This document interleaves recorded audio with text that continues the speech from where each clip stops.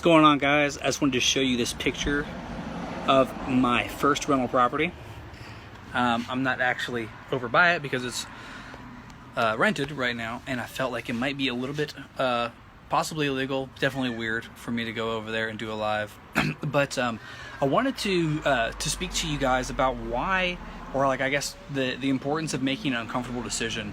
So when I was first I was living in an apartment and I was going to buy my first home, and at this point I'd already kind of learned about real estate and the fact that it is the way to grow passive income and to be able to get to the lifestyle and the level of freedom that you really want in your life.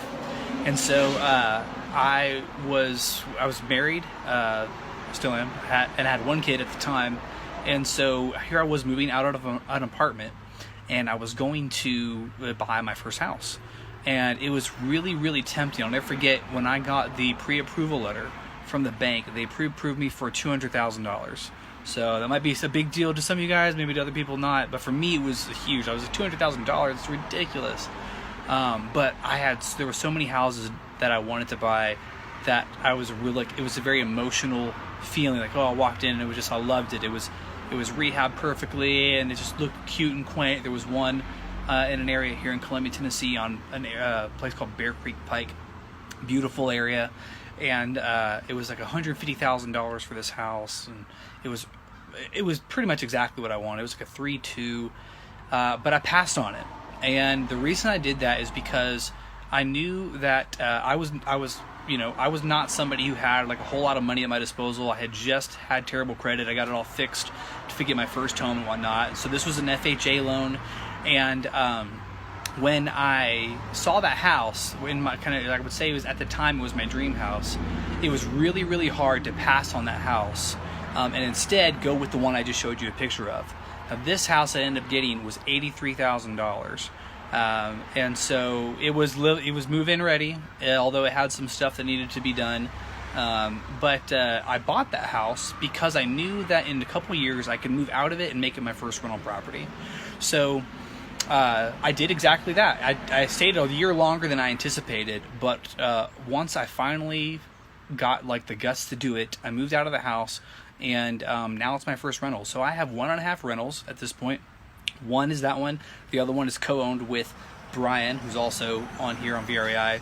And so yeah, I just wanted to speak to you guys a little bit about that, just because if you are at the point where I was, where you are looking to get a rental property, your first rental property, maybe you were like me in the sense of you didn't have a home already yet, so it felt weird to buy a rental property if you were still living in an apartment or a townhome or something. It's not wrong for you to kind of go in and find your own way into this whole rental game. And that is one way that I know was effective for me, and I've heard of this being effective for other people too. It has the term called house hacking. You might have heard this before. But if you don't have a lot of money, that is one way for you to get into the rental game, is let your first house be your first rental and move into it and then fix it up, get it nice and ready for the rental market, move out and rent that puppy. There's another way though that you can do this, and that is using OPM, other people's money. This is something that Brian and I talk a lot about, and Brian teaches a web class about this every Thursday. I'll put a link to that, and it's starting to rain here, so hopefully you guys can hear me.